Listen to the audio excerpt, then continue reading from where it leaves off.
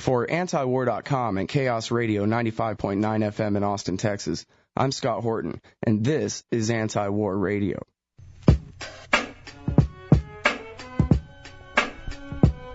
My guest today is Mark Boal. He's the author of this great investigative report for Playboy magazine called The True Cost of War. We ran it as our cover story on Tuesday at antiwar.com. If you just click on the left side panel there on Past and click Tuesday, you can find it right there. It's called The True Cost of War, and it's about post-traumatic stress disorder. And I was reminded of George Carlin's bit from, I guess, 1990, 91 or so, about all the different euphemisms for shell shock that we went through in the 20th century, and how by the time of Vietnam it was called post-traumatic stress disorder, which is what we call it today. And as Carlin said, maybe if they had still called it shell shock, some of those Vietnam veterans would have got the attention, the medical care that they needed. And so, Mark, I'd like to ask you, I guess, first of all, just how much effect do you think that the language itself has in talking about this disease, syndrome, whatever it is? Well, the language is, of course, very important. What's happening now is that the military is using the psychiatric definition of PTSD, post-traumatic stress syndrome, which, as you say, was invented, or some people would say discovered, after the Vietnam War, as a way to describe the psychological ailments that soldiers who saw a lot of combat were suffering from. And what the Army is doing now is playing with the jargon and playing with the definitions to the point where they're saying that a lot of troops who actually have the condition or something like it are not being treated. Because what happens is a military doctor will see a soldier and say, well, you don't meet the actual technical criteria for post-traumatic stress syndrome, and you're fine. And when in fact that soldier may be suffering from a whole host of ailments. And the soldier that I focused on as kind of a way into the story in my piece for Playboy actually had a cluster of symptoms. He was obviously sick in some sense. He was diagnosed with PTSD, and a military psychiatrist. He was diagnosed with PTSD by a combat medic, and then a military psychiatrist overruled that diagnosis and let the soldier return to duty and to civilization, and 2 days later he killed somebody. Mm-hmm. And is now doing 20 years, right? Yeah, so these, the definitions are very important, and unfortunately bureaucracies are very good at using hair-splitting techniques to say that somebody isn't sick when, in fact, they pretty obviously are. So we've gone from shell shock to battle fatigue to operational exhaustion to post-traumatic stress disorder to post-traumatic stress disorder is defined so narrowly that you don't even have that. Yeah, that's right. It's the same. It's more or less the same condition. Historians looking back at Civil War records have found reports of soldiers that came off of the battlefield of the Civil War who look very much like the reports that describe soldiers coming off of the battlefield of Iraq.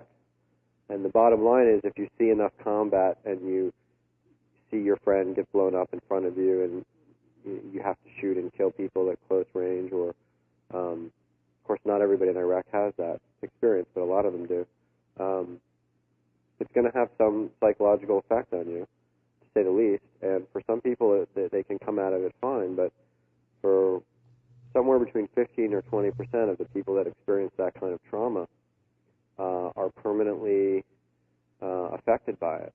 And it's not just that they have bad dreams or get a little short-tempered. It can be a really crippling condition, because what happens is the fear that you experienced in that moment when you experience the trauma doesn't go away. So you kind of end up walking around in a very fearful state. And, of course, that's not an easy way to navigate life. Yeah, the way you describe it in the book is that I guess you say, you know, any of us go through a traumatic event, the further we get away from it, the less it affects us. And yet, for these guys, what's happened to them is they're stuck in this state where it doesn't dissipate. It just, in fact, in many cases, it just builds and builds and builds and builds over their lifetime. Exactly. They keep reliving it. And so it's almost even, and I guess this is, you know, depends on which school of psychology you're into or something, but in many ways this is looked at as a matter of brain chemistry, right? Mm-hmm. Well, there's been a lot of work in neurochemistry and neurobiology on this, and it's pretty clear that there are biochemical reasons for it, just like there are biochemical reasons for depression. But we don't have the kind of anti-PTSD cocktails yet. There's really no good medication that works very well on it. There is combinations that work in terms of a little bit of medicine and therapy and cognitive therapy, but you need to do something. Well, the worst possible thing you can do is say to somebody that's suffering from this, just go home and sleep it off. I mean, that's fine if you're just have a trivial case and you're just a little bit anxious, but if you really have PTSD, you're not going to be able to sleep it off. And that's what the military is telling its soldiers to do, because they don't want to face the real psychological costs of this war, because they can't afford to pay for the care for these guys, and they can't afford to lose the troops from the battlefield. They're shorthanded as it is. Yeah, in your article, again, it's called The True Cost of War in Playboy. And now, is this on Playboy.com only, or is this in the magazine as well? It's in both places. It's in the March issue, which is obviously on the newsstands now, and it's on Playboy.com. Okay. And now, in this article, you describe what, you know, I don't know what else to call it except a jihad by the generals against their own soldiers, doing everything they can to define this problem out of existence. I spoke to a Marine, I guess last summer, Jimmy Massey, who I actually met him up at Camp Casey. And he told me, you know, and he closes his eyes, he sees dead people all the time. The guy has a basket case. And he told me that he was one of the lucky ones, because he was already freaking out while he was in country, as they call it. He was in Iraq, and he answered the questionnaire, I'm having nightmares, I'm, you know, going through all this trauma. And he said they were actually taking pretty good care of him. But he pointed out that if you say on the questionnaire while you're in Iraq that you're okay, and then when you come home, you start coming down with symptoms, panic attacks, nightmares, insomnia, flashbacks, etc., like that, that then they'll say, oh, tough, you're just faking it, you're just trying to get paid, and if you really had post-traumatic stress disorder, you would have told us so while you were still in Iraq. Yeah, exactly. There's a real catch-22 there, isn't there? Yeah, it sure sounds like it. In fact, Catch-22, I was reminded of that book also when I was reading this, because that's how the Catch-22 is that you can't go home unless you're crazy, but the only way to prove you're crazy is if you want to fight. And if you want to fight, sorry, I don't care how crazy you are, we need you. Exactly. So get back out there. Exactly. Yeah, well, and again, this is what we call support the troops, right? That means let the politicians do whatever they want with them, you know, cheer and wave your ribbon and wave your flag and denounce anyone who opposes the policy, and then betray these guys. As soon as they're done and they come home, and every time they close their eyes, they see a little kid getting blown apart or something. Oh, well, tough. Quit being such a pussy. You drink a beer and be a man and you know, go back to your life. That's the way we treat them. That's what we call supporting the troops in this country. Yeah, well, the military, it's sad to say, is very supportive of soldiers when they're in perfect condition. But as soon as the soldier gets sick or gets injured, the military has a really backwards way of... The battlefield treatment is good, but the long-term care for the soldier is really quite backwards. And the military doesn't do a good job of taking care of its broken soldiers, and what it does is it shuttles them over to the VA, which is the Veterans Administration, which is responsible for taking care of poor soldiers who can't access medical care. And the VA is just a complete mess in terms of its ability to take care of the number of soldiers that are coming in. They can barely take care of the World War II guys who are still going to VA centers, let alone the Vietnam guys who are just now starting to come in even greater numbers. And when it comes to the Iraq War veterans, I've actually seen internal VA memos which say, don't advertise our services to new veterans because we don't have the capacity if they come knocking on our door.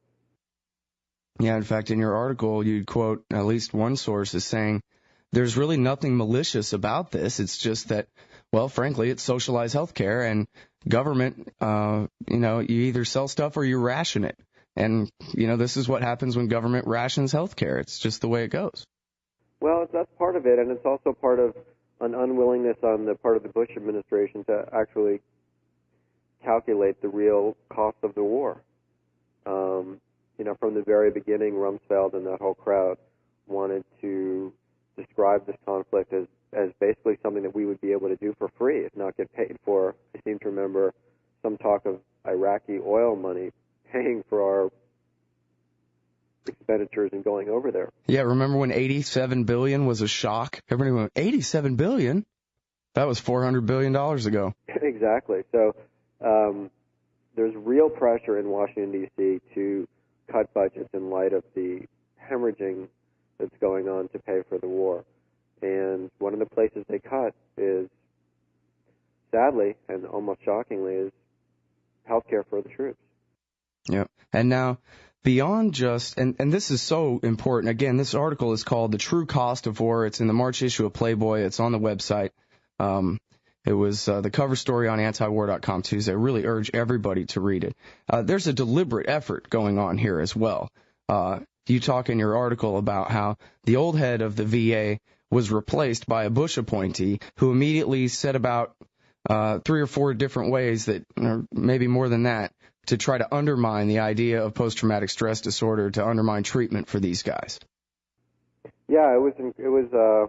I think people in the veterans community were shocked when Jim Nicholson was appointed. He's the fellow you are referring to, because Jim has a long history in the Republican Party as a fundraiser and as a chairman of the party while Bush was running for president in 2000. But he has absolutely no experience running a major government healthcare provider, which is basically what the VA is. And the first thing he did when he came in was start an investigation into 72,000 veterans, into the case files of 72,000 veterans that were receiving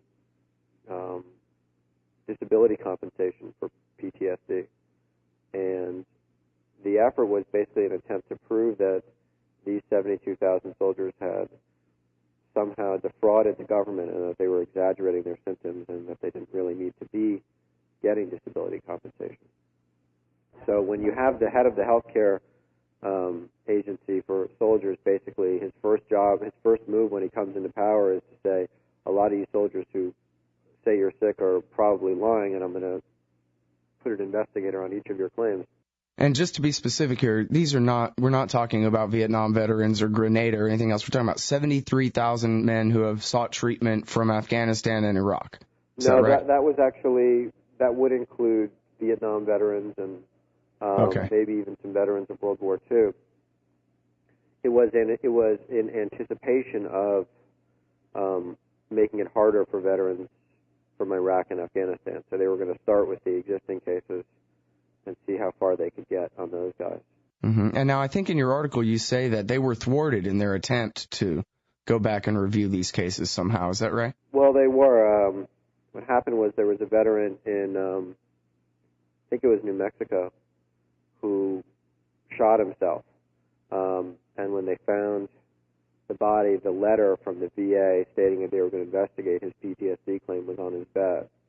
And that led to a bit of an uproar in Congress about this investigation, and the then minority Democratic Party was able to pressure the VA to stop its investigation. But then the VA turned around and started another attempt to limit PTSD cases by trying to change the definition that the VA uses for the disease. And so they just keep trying, if they get shut down on one area, they try another way to achieve the same goal. And now, I hate to argue the point of view of the American Enterprise Institute in this case, and I was shocked to find out, when you said neoconservative psychiatrists, I went, wait a minute, neoconservatives who became psychiatrists? I don't even know about that. I read further, it's the American Enterprise Institute in your article, Newt Gingrich and his buddies at AEI, who are saying, be a man and quit whining, and that the problem here is that these guys all just want to get paid. And so then, if I remember the way you explained it in your article, this guy Nicholson, a Bush donor, a Republican Party hack, who was placed in charge of the Veterans Administration, first he tried to review all the shell shock cases. Then he tried to redefine it out of existence. And then he decided to commission a study to find out whether the fact that the VA pays people with post-traumatic stress disorder is causing people to, sign up to get the benefits. And I hate to argue their point of view at all, but that does sort of make sense, like just on a logical level without any like actual evidence of the cases, that if you're paying people to be sick, they'll be sick, right? Well, it does. If you don't know anything about PTSD, there's this assumption among people that don't have it that because it goes on in your mind, it's easy to fake. That you or I could go into a psychiatrist and say, hey, doc, I've got PTSD, and the doctor would say, well, if you say so. But the truth is there are a very complicated set of criteria that psychiatrists use before they give the diagnosis. And you might trick somebody for 5 minutes, but over the course of a long interview, the psychiatrist that I've spoken to said, it's highly unlikely that you'd be able to fake the disease. It's like, you or I could try to fake, say, schizophrenia, but without really having it, you're kind of just imitating what you've seen on TV as what a crazy person looks like or right. sounds like. And when you're standing in front of a real medical professional, they're going to know that you're BSing. So the issue of faking comes out of the 70s when PTSD was just in its infancy as a medical term, and a lot of psychiatrists who were treating veterans also had anti-war feelings, and they were quite quick to diagnose veterans as having PTSD. But that was 30 years ago, and now it's quite an established field, a subset of psychiatry. There's there are institutes and journals and new research on it coming out every day. So it's not as loosey-goosey as it was, but what the neocons have done is kind of take the situation from the 70s and superimpose it on the present and act like all psychiatrists today are basically anti-war, which most of them probably are not. And now, what we're talking about here again is as you say, nothing that would be easy for a man to fake.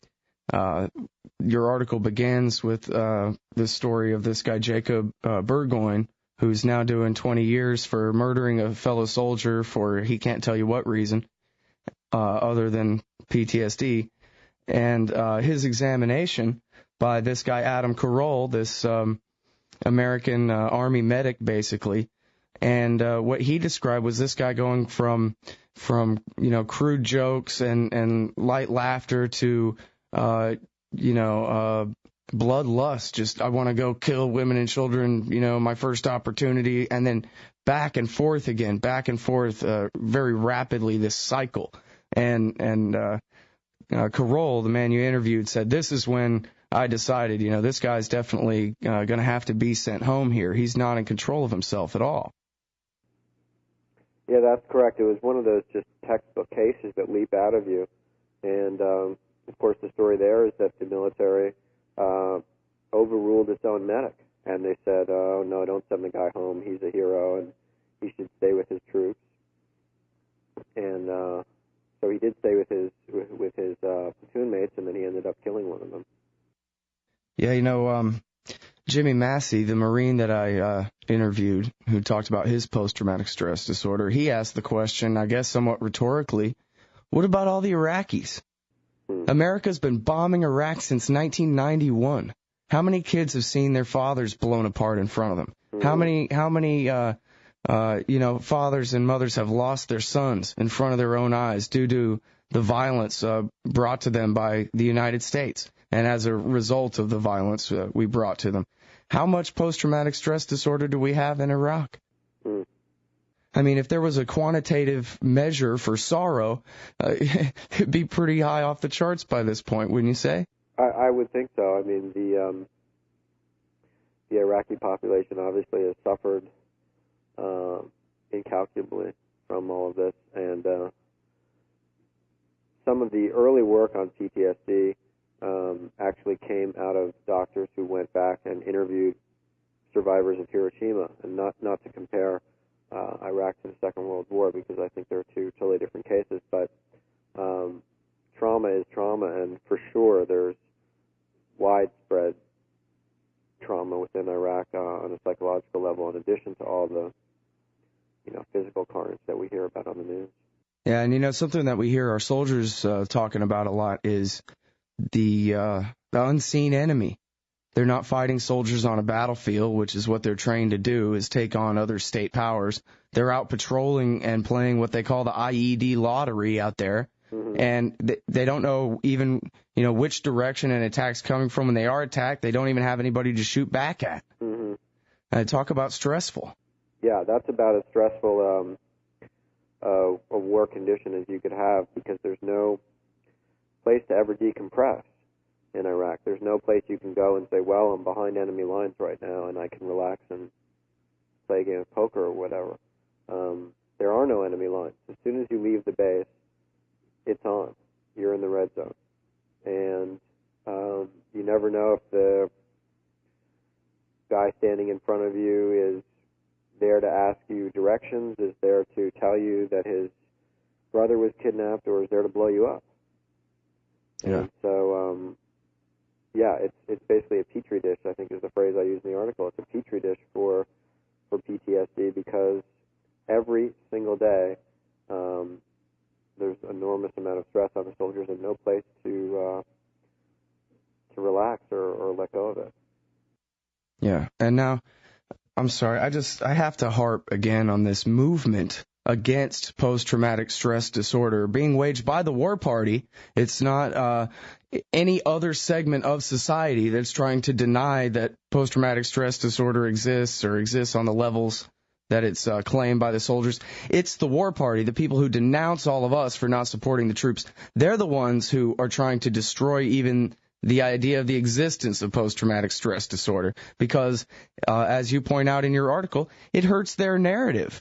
It's just as bad as flag draped coffins at Dover, which they've banned photographers from viewing. Yeah, and it's as always, it's the armchair generals and the politicians who think this is a good idea. If you talk to any soldier, and I think you realize this from talking to your friend who's a Marine, they know about PTSD, and they may try to downplay it, or they may be very upfront about it, but there's no soldier coming back from Iraq or Afghanistan who's going to say, yeah, it was a cakewalk, we're all fine, we don't need any treatment.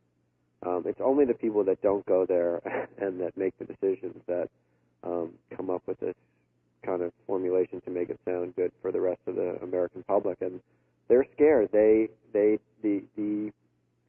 people who supported this war and who continue to support it are very mindful that the narrative about the war end up being, even if we lose the war, that our troops were not destroyed by it. Because what happened after Vietnam, of course, was there was this idea emerged in the culture of Vietnam veterans being permanently psychologically scarred by their fighting. And you saw it in movies like Taxi Driver and Rambo, and it really hurt the cause of war. And it was, I think, part of a big reason why we didn't have another major troop commitment for a long time. And so the neocons that are in power now are looking at Iraq and saying, wow, when this is all over, the last thing we want to happen is to have the story be that everyone who fought in Iraq and Afghanistan is somehow suffering from it. Right, and then if they all, turn to murder and suicide, then, well, that's just the price that has to be paid to keep our neoconservative narrative going, isn't it? Well, it's a price they don't want to acknowledge. Yeah. And I remember, I think this dates back to 2003, where there were 4 or 5 wives killed at Fort Bragg. Mm-hmm.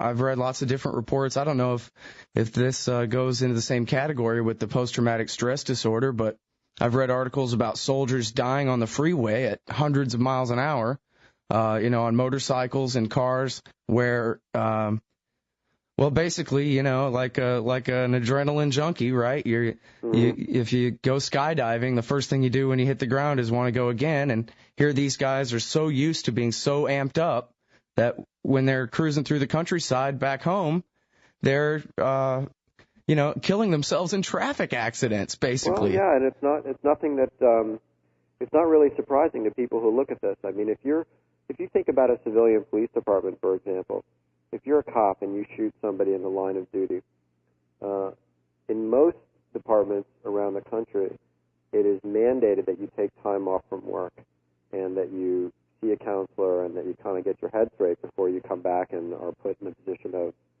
of having that kind of responsibility again. And there's a whole series of mechanisms, of mental health mechanisms that kick in as soon as you're involved in a shooting.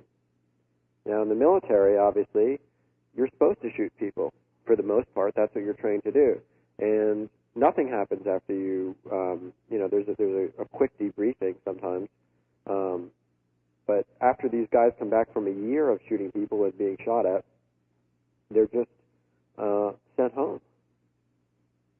And there's absolutely no follow-up and no care. So how can we know as a society that if you're a policeman and you're involved in a shooting, you have to be handled really carefully, but if you're a soldier and you're only 18 years old, you can just be released back into the mainstream of society without any kind of follow-up?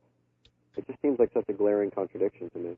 Well, and, all of us who have automobiles know that when you look out the window and see a homeless guy with a sign that, nearly half the time, maybe even more than that, it's a Vietnam veteran standing out there. Mm-hmm. I mean, we all know that. Mm-hmm. Our whole society knows that, and yet, I guess for the next war, we'll just pretend we never learned this lesson this time either. Mm-hmm. Well, the lessons just seem to have to be learned anew every generation.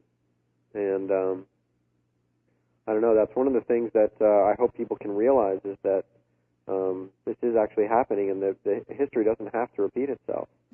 But it requires an honest assessment of what's going on with our troops.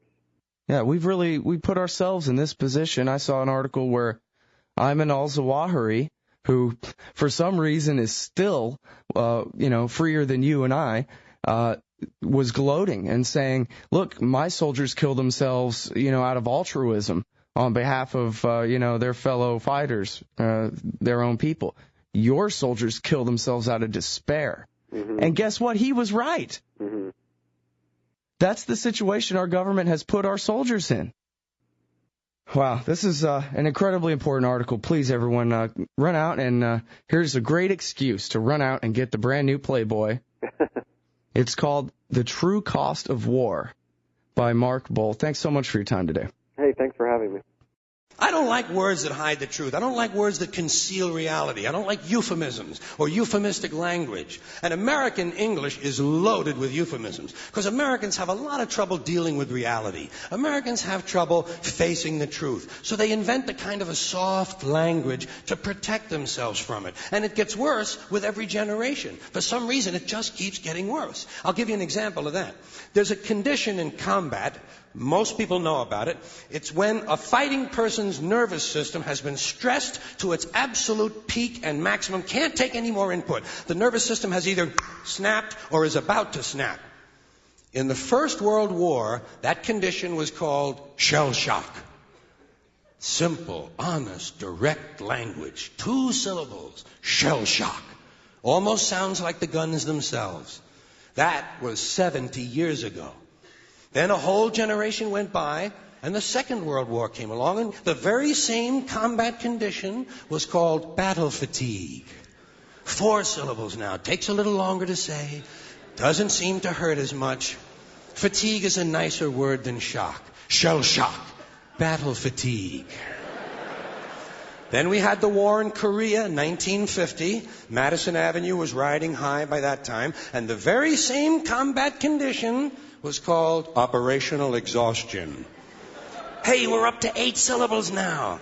And the humanity has been squeezed completely out of the phrase. It's totally sterile now. Operational exhaustion. Sounds like something that might happen to your car. Then, of course, came the war in Vietnam, which has only been over for about 16 or 17 years. And thanks to the lies and deceit surrounding that war, I guess it's no surprise that the very same condition was called Post-Tramatic Stress Disorder. Still 8 syllables, but we've added a hyphen. And the pain is completely buried under jargon. Post-Traumatic Stress Disorder. I'll bet you if we'd have still been calling it shell shock, some of those Vietnam veterans might have gotten the attention they needed at the time. I'll bet you that. I'll bet you that.